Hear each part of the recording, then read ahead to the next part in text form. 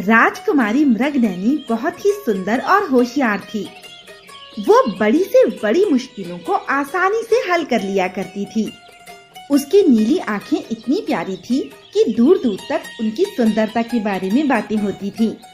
लेकिन किसी वजह से मृगनयनी के दोनों आंखों की रोशनी चली गई थी। कितनी खुश है ना हमारी बेटी।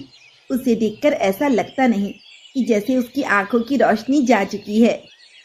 तुम बिल्कुल सही कह रही हो महारानी। ना जाने हमारी बेटी को किसकी बुरी नजर लग गई जो इतनी प्यारी और नीली आंखों से उनकी रोशनी छिन गई। मुझसे अपनी बेटी की ऐसी हालत देखी नहीं जाती। मुझे तो यकीन ही नहीं हो रहा है कि अब वो अंधी हो चुकी है। हमने एक से बढ़कर एक वैद्यों और हकीमों से उसका इलाज करवाया, लेकिन उसकी आंखें ठीक नहीं होती। काश मैं उसे अपनी आंखें दे पाती तो मेरी प्यारी बेटी ये दुनिया तो देख सकती। तुम चिंता ना करो महारानी। भले ही हमारी बेटी की आंखों की रोशनी जा चुकी है, लेकिन उसका हुनर अभी भी उसके साथ है। मैं कैसे चिंता ना करूं महाराज। अब उसकी शादी की उम्र हो गई है, लेकिन उसके अंधेपन की वजह से कोई भी राजकुमार उससे शादी करने को तैयार नहीं है। जितने भी राजकुमार उसे देखने आए, उनमें से कोई भी हमारी बेटी के काबिल था ही नहीं, क्योंकि वो सभी हमारी बेटी की कमियां देख रहे थे। उसकी खूबियां तो किसी ने देखी ही नहीं। हमारी बेटी से शादी वही करेगा जो तन की आंखों से नहीं बल्कि मन की आंखों से देखेगा। महाराज, मैं आपकी बात समझ नहीं पाई। समय आने पर सब समझ जाओगी महारानी। पिताजी, ये फूल कितना महक रहा है, बताओ ना, ये कैसा दिखता है? ये फूल तुम्हारी तरह ही प्यारा है और बहुत सुंदर है। मैं इसे पहले की ही तरह देखना चाहती हूँ पिताजी। मैं इसे कब देख पाऊंगी? तुम्हारी बातों का मेरे पास कोई जवाब नहीं है बेटी। महाराज की जय हो। कहो मंत्री जी, क्या खबर लाए हो? महाराज, राजकुमारी को देखने 3 राजकुमार आए हैं। वो तीनों ही एक से बढ़कर एक हैं और वो तीनों ही राजकुमारी से शादी करना चाहते हैं। मंत्री जी, जाओ और उनसे कह दो कि राजकुमारी किसी से नहीं मिलना चाहती। लेकिन क्यों महारानी? वो इसलिए कि जरूर वो सभी राजकुमार राजकुमारी की सुंदरता से प्रभावित होकर यहाँ आए होंगे, लेकिन जैसे ही उन्हें ये पता चलेगा कि अब वो अंधी हो चुकी है, तो वो सभी उसे नापसंद कर देंगे। महारानी, राजकुमारी के साथ अब ऐसा बिल्कुल भी नहीं होगा, ये मैं आपको विश्वास दिलाता हूँ। वो कैसे? वो ऐसे कि मैंने उन सभी राजकुमारों को पहले ही राजकुमारी के अंधेपन के बारे में बता दिया है, लेकिन फिर भी वो सभी उनसे विवाह करने को तैयार हैं। ये तो बहुत अच्छी बात है मंत्री जी। तब तो फिर हम जरूर उन सबसे मिलना चाहेंगे। जी महाराज, आप उन सभी से मिलिए और राजकुमारी के लिए योग्य वर का चुनाव कीजिए। आप तीनों अपना परिचय दीजिए। महाराज, मैं हूँ सारंगपुर का राजकुमार अतुल और मैं राजकुमारी मृगनयनी से विवाह करना चाहता हूँ। मेरा नाम राजीव है महाराज। मेरे पिता रतनगढ़ के राजा हैं। मैं राजकुमारी मृगनयनी के बारे में सब कुछ जानता हूँ, फिर भी उससे विवाह करना चाहता हूँ। महाराज, महाराज, ये राजकुमार अशोक हैं। इनके पिता पुंजापुरा के राजा हैं। उनका राज्य बहुत विशाल है जो दूर दूर तक फैला हुआ है। लेकिन हमने तो आज तक सारंगपुर, रतनगढ़ और पुंजापुरा जैसे किसी भी राज्य के बारे में नहीं सुना। आपने अब तक इन तीनों ही राज्यों के नाम इसलिए नहीं सुने क्योंकि ये तीनों ही राज्य हमारे राज्य से बहुत दूर हैं। अगर ये तीनों राज्य हमारे राज्य से बहुत दूर हैं, तो फिर वहाँ के राजकुमारों को राजकुमारी मृगनयनी के बारे में पता कैसे चला? राजकुमारी मृगनयनी की सुंदर नीली आंखों की तारीफ दूर दूर तक होती है, जिसे सुनकर ही ये यहाँ उनसे विवाह करने चले आए। आप हम पर विश्वास कीजिए महाराज। हमें आप पर पूरा भरोसा है मंत्री जी, इसीलिए हम इन तीनों राजकुमारों में से किसी एक से अपनी बेटी का विवाह करेंगे। रुकिए महाराज, ये तीनों आपसे झूठ बोल रहे हैं। तुम कौन हो और ऐसा कैसे कह सकते हो? महाराज, मैं आपके राज्य का चरवाहा हूँ। कल जब मैं जंगल में गाय चरा रहा था, तब मैंने मंत्री जी को इन तीनों के साथ देखा था और इनकी बातें भी सुनी थी। क्या सुना था तुमने? मैंने सुना था कि संतु आगे कुछ बोल पाता उससे पहले ही महाराज, ये चरवाहा नहीं बल्कि चोर है। इसी ने कुछ दिनों पहले महल में चोरी की थी। इसे तुरंत बंदी बना लिया जाए। राजा गोवर्धन मंत्री की बात मानकर संतु को कैद खाने में बंद कर देते हैं। लगता है अब बहुत ही जल्दी तुम्हारी शादी हो जाएगी। वो तीनों ही राजकुमार बहुत सुंदर हैं। लेकिन माँ, मुझे तो कुछ गड़बड़ लगती है। कोई गड़बड़ नहीं है बेटी। उस चोर की बातों की वजह से तुम ऐसा सोच रही हो। हमें मंत्री जी पर पूरा भरोसा है। हम कल ही उन तीनों में से किसी एक राजकुमार का चुनाव करके उससे तुम्हारी शादी करा देंगे। मुझे तो कुछ गड़बड़ लग रही है। वो आदमी कुछ कहना चाहता था, लेकिन पिताजी ने उसकी बात सुनी ही नहीं। अब मैं कैसे पता लगाऊं कि वो उन तीनों के बारे में क्या कहना चाहता था? उससे मिलकर ही सच्चाई का पता चलेगा।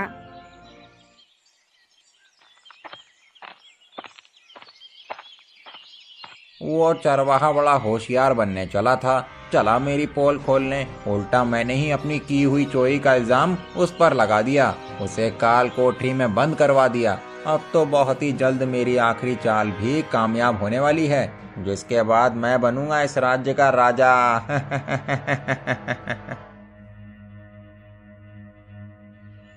आज हम इस बात का फैसला करेंगे कि उन तीनों राजकुमारों में से हमारी बेटी किससे शादी करेगी और कौन बनेगा इस राज्य का अगला राजा।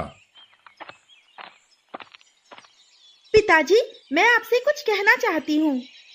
बेटी, तुम्हें क्या कहना है? पिताजी, मुझे उस आदमी से मिलना है जिसे आपने चोरी के इल्जाम में कैद खाने में बंद किया है। तुम उस चोर से क्यों मिलना चाहती हो? मुझे उससे कुछ पूछना है। तुम्हें उससे क्या पूछना है?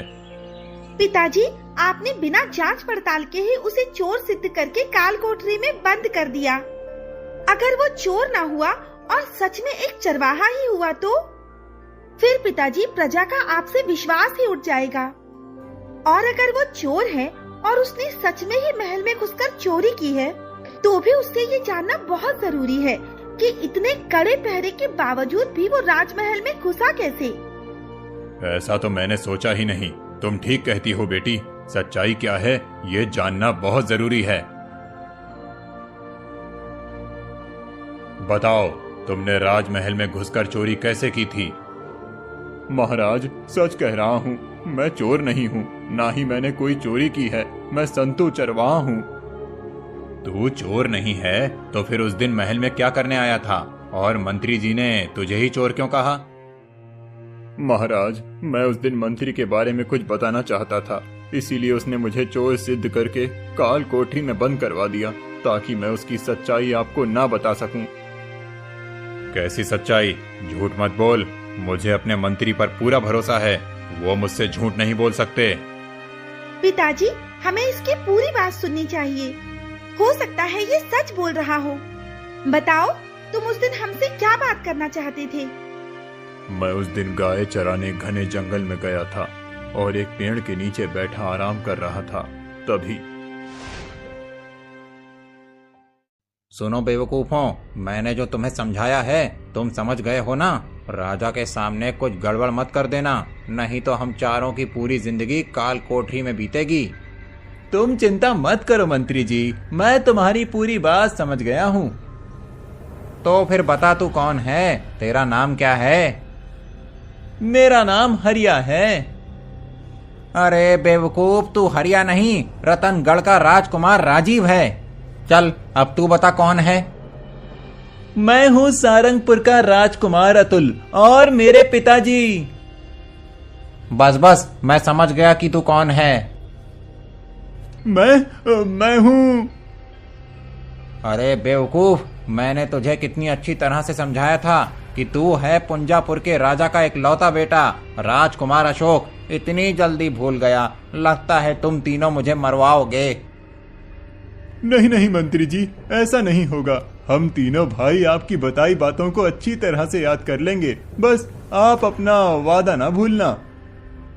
तुम तीनों अपना अपना काम करो, उसके बाद मैं तुम्हें माला माल कर दूंगा। लेकिन अगर फिर भी राजा ने अपनी बेटी की शादी हम में से किसी से नहीं करवाई तो फिर? ऐसा हो ही नहीं सकता। वो जरूर अपनी अंधी बेटी की शादी तुम में से किसी एक से करवाएगा, क्योंकि उसके अंधेपन की वजह से कोई भी उससे शादी नहीं करना चाहता। महाराज, उन चारों में से किसी ने भी मुझे नहीं देखा था। इतनी बात करने के बाद वो सभी वहां से चले गए थे। उनकी बात सुनने के बाद मैं आपके पास आया ताकि आपको आगाह कर सकूं, लेकिन आपके मंत्री के कहने पर मुझे चोरी के इल्जाम में काल कोठरी में बंद कर दिया। एक तो चोरी करता है और हमारे मंत्री के खिलाफ झूठ भी बोलता है। भला मंत्री जी ऐसा क्यों करेंगे? वो हमारी बेटी को अपनी बेटी मानते हैं। तेरे झूठ की तुझे कड़ी सजा मिलेगी। राजकुमारी की शादी होते ही तुझे फांसी पर लटका दिया जाएगा। मैं झूठ नहीं बोल रहा महाराज, सच बोल रहा हूँ। मुझे फांसी की सजा मत दो, मेरा परिवार भूखा मर जाएगा।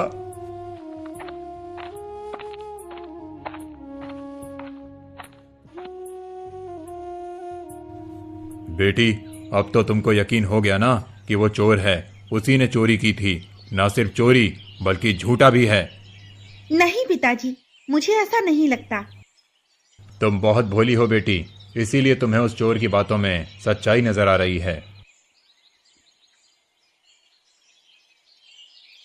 महाराज की जय हो। महाराज, तीनों ही राजकुमार आपके फैसले का इंतजार कर रहे हैं। तुम चलो, हम अभी आते हैं और अपना फैसला सुनाते हैं। जो आपकी आज्ञा महाराज। मैं ये औषधि हिमालय के बहुत बड़े वैद्य के पास से लाया हूँ। हो सकता है इसे खाने के बाद राजकुमारी की आंखों की रोशनी वापस आ जाए। मैंने तुमसे कहा था ना बेटी। क्या कहा था महाराज? कुछ खास नहीं मंत्री जी, आप ये दवाई हमें दे दीजिए, हम इसे मृगनयनी को खिला देंगे। जी महाराज।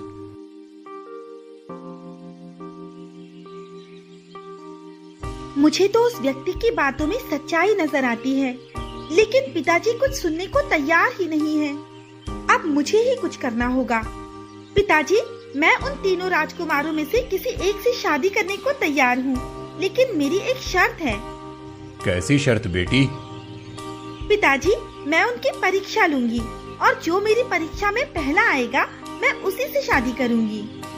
ठीक है, जैसा तुम कहो, लेकिन उससे पहले ये औषधि खा लो। आपने किसे राजकुमारी का होने वाला पति चुना है महाराज? मंत्री जी, इसका फैसला हम नहीं बल्कि हमारी बेटी खुद करेगी। मैं आप तीनों को देख तो नहीं सकती, लेकिन आप कितने बहादुर और होशियार हैं, वो जानने के लिए मैं आपकी 3 तरह से परीक्षा लूंगी और आप में से जो भी उन परीक्षाओं में सफल होगा वही होगा मेरा होने वाला पति। कैसी परीक्षा? पहली परीक्षा होगी घुड़सवारी की, दूसरी परीक्षा होगी तलवारबाजी की और तीसरी परीक्षा के बारे में मैं आखिरी में बताऊंगी। लेकिन इनकी परीक्षा कौन लेगा? मंत्री जी, ये तीनों बहादुर राजकुमार हैं और ये तो आप जानते ही हैं कि राजकुमार घुड़सवारी और तलवारबाजी में माहिर होते हैं। इसीलिए हमारी सेना के सबसे अच्छे घुड़सवार और तलवारबाज उनकी परीक्षा लेंगे।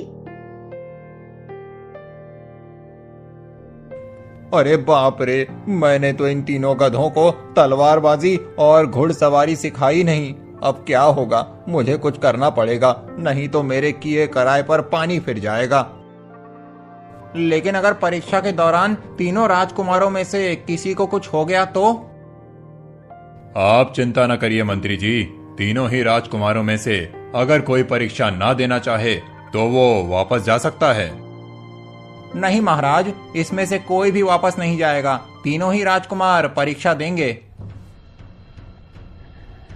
मंत्री जी के घंटी बजाते ही दौड़ शुरू होगी और सबसे पहले जो भी इस मैदान का चक्कर लगा लेगा वही जीतेगा।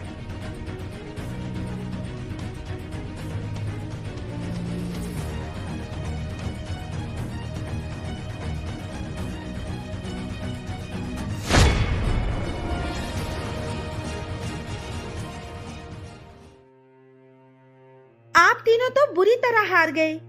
ऐसा लगता है जैसे आपको घुड़सवारी आती ही नहीं है। ऐसी कोई बात नहीं है राजकुमारी, वो घोड़े इनके लिए नए थे, इसीलिए तीनों राजकुमार उन्हें काबू नहीं कर पाए और घुड़सवारी हार गए।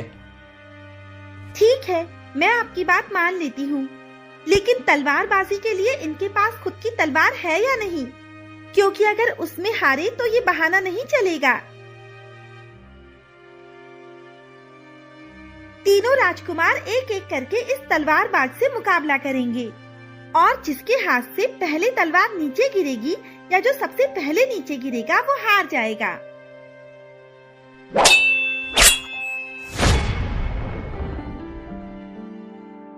पहले की दोनों ही परीक्षाओं में ये तीनों असफल रहे, इसीलिए मैं इनकी तीसरी परीक्षा नहीं लूंगी।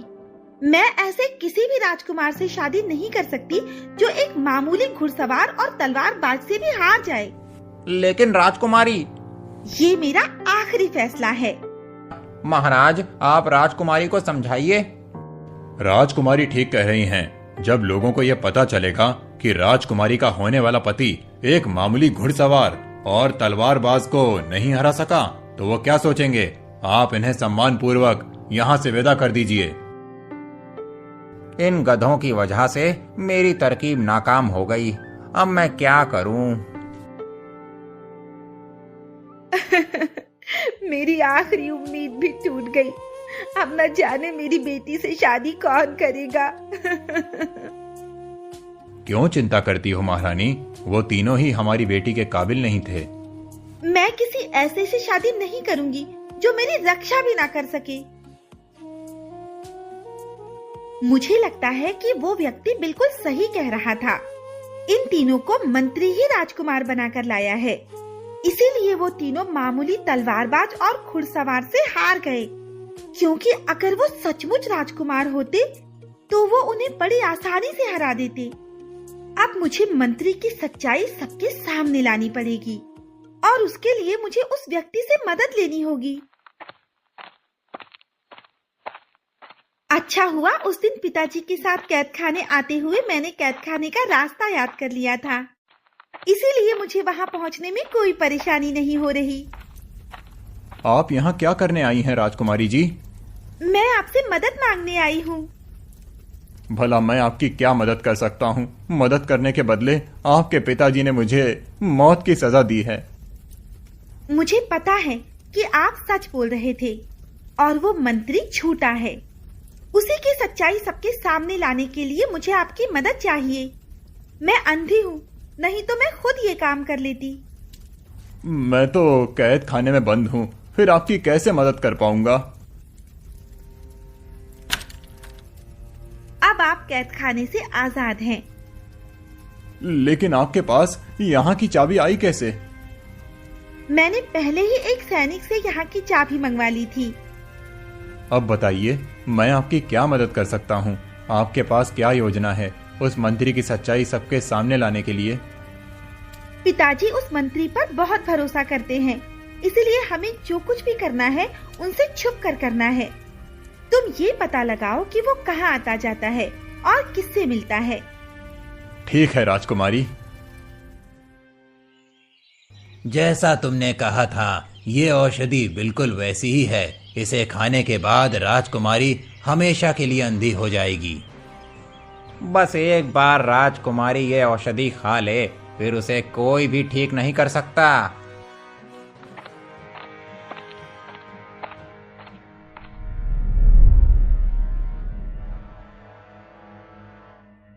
गोवर्धन को बेवकूफ बनाना कितना आसान है, उसे नहीं पता कि जो औषधि उसे मैं देता हूँ वो मृगन यानी कि आंखें ठीक करने के लिए नहीं, बल्कि उसे अंधा करने के लिए हैं। मेरी ही दी हुई औषधि से वो अंधी हुई थी। मेरी एक तरकीब नाकाम हो गई तो क्या हुआ, दूसरी कामयाब होगी। उसके बाद राजकुमारी हमेशा के लिए अंधी हो जाएगी। फिर मैं राजा से अपने बेटे को गोद लेने के लिए मना लूंगा। उसके बाद वो बनेगा इस राज्य का राजा और मैं राज करूंगा।